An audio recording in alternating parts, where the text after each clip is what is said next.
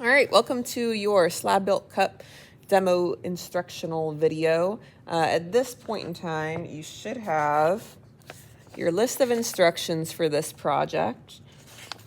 Goes on for 2 pages. The way it's organized is into several columns. So this very left column goes over the basic steps. So part 1 is to design a wall. Part 2 is to form a cylinder from that wall. Step 3 is to attach a base. Step 4 is to bevel the lip. Step 5 is to attach a handle. And then step 6 is glazing. So those are the basic steps for this project. To the column next to it, it's going to list all the specific steps involved with that main step. So for part 1, designing a wall, this column next to it goes over all the specific steps you need to take to design your wall. And then for part 2, forming a cylinder, right here it shows all of the steps involved in forming the cylinder, etc., etc. So that's what this column is about. It's titled Steps Involved. And then the third column over says Miss Singleton's notes. These are all just kind of like tips and tricks regarding the steps. And then the final column is titled Inspiration Sparkers. So these are kind of other ways that you could kind of think outside the box or outside the cylinder, so to say, and come up with unique ideas. So yeah, that's how your instructions list is organized. What I'm going to do today is I'm going to show you how to go through these steps so you have a visual understanding of what's going on. By the end of this process, you'll have something that looks like these. These are 2 example cups I've made in the past. You can tell it's basically a tall cylinder for the main part of the cup. This one flares out a tiny bit on the top, which you guys can totally do too. Keep in mind that when we're building with slabs to make a cylinder, you can slightly change the shape of it, like flaring out the top or curving it in. But for the most part, you're going to have a cylinder. You can't do a lot of extreme stuff with the cylinder. A lot of people want to make really curvy, like fluted type cups, which is a really cool idea, absolutely. And you can try to do that, but I will say that the clay is not that flexible where you can make super extreme angles. Now there's ways that you can mess with the shape of the rectangle in order to get different forms, but we'll talk about that in a moment. Additionally, you'll see that mine kind of tapers in at the bottom. I'll show you an option on how you can do that, but the most basic form of the cup is going to be the cylinder on top of a simple round base, which is not this. This is not a simple round base. This is a squared one. Simple round base is the most basic way you can do it. You'll also be attaching a handle as well. This is another visual example of one that I included. You'll notice both of mine have an optional kind of thumb rest. I always think that's a nice little accent. This one, although broke a little on the tip, is a decorative thumb rest in which I took a leaf and pressed it into clay and got the texture of it, although the glaze covered it up quite a bit. All right, so let's get started. Part 1, designing a wall. Steps involved. You're first going to cut or fold a piece of paper to the dimensions you'd like for your wall.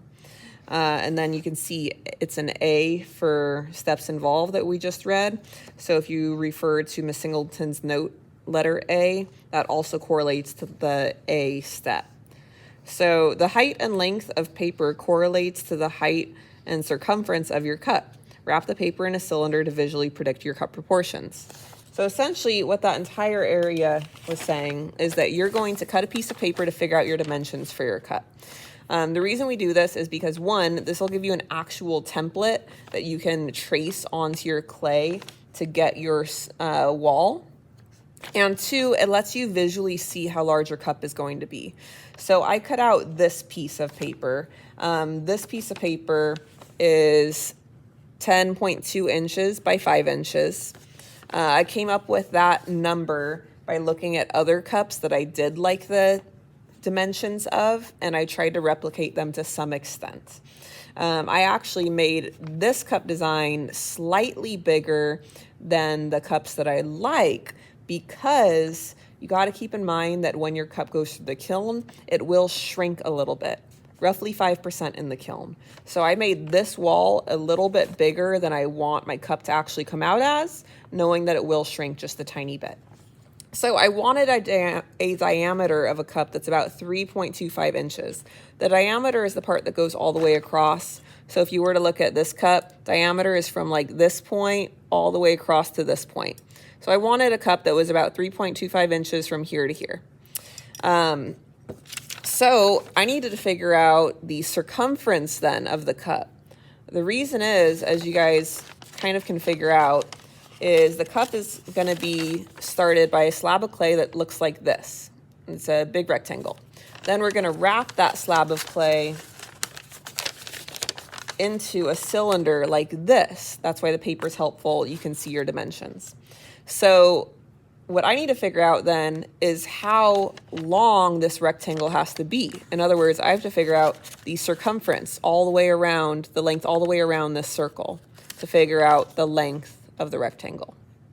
So what I used is I used geometry. Circumference equals pi times 2r, or pi d. So the circumference that I needed for this 3.25 diameter cup was pi times 3.25, the diameter I wanted. By calculating that, I ended up getting a circumference that equaled 10.2 inches, which meant this length had to be 10.2 inches. Now, you can go through all of that math if you want to, if you have a very specific size cup that you want. You can eyeball it too. You can just literally cut out pieces of paper until you're like, I like that size. That's totally fine also. So you've got your piece of paper. This is your template. Make sure your measurements are perfect. I chose to have a 5-inch height for my cup, and that relates to this height. I have to make sure that it is perfectly 5 inches on this side as well as this side, because when you wrap this around, if one side is taller than the other, they aren't going to line up. So make sure, verify your measurements are perfect. Your edges should also be perfect as well. All right, I've got my paper. So that was part A. B is knead and wedge a ball of clay. You guys have done that before. Kneading and wedging is really important for this project because you need your clay to be well connected, so to say. That way it doesn't crack when you later wrap this into a cylinder. Part C, let's see. Roll a slab of clay and smooth the surface. So you guys know how to roll out a slab of clay on the slab roller. Roll it out, make sure that it fits your paper, and smooth both sides of the surfaces, both sides. Let's see. I recommend using metal rib tool to smooth that. Part C here. Okay, D, lightly mark the perimeter of your paper on your clay. So you're going to take your paper and you're going to lay it on your big slab of clay. And you're just going to very lightly, with whatever tool you want, it could even be a pencil, very lightly trace the outline. The reason you're not cutting out your wall just yet is you're going to mess with your wall design. While you're messing with your wall design in the clay, it might smush the clay out in certain areas, and it might make your wall taller and shorter in some areas. That's why you only lightly trace your paper onto your clay. That way you can just see a temporary area of basically where your design should go. And then later, after you make your design and it all gets weird proportions, then you can recheck your proportions and actually cut it out correctly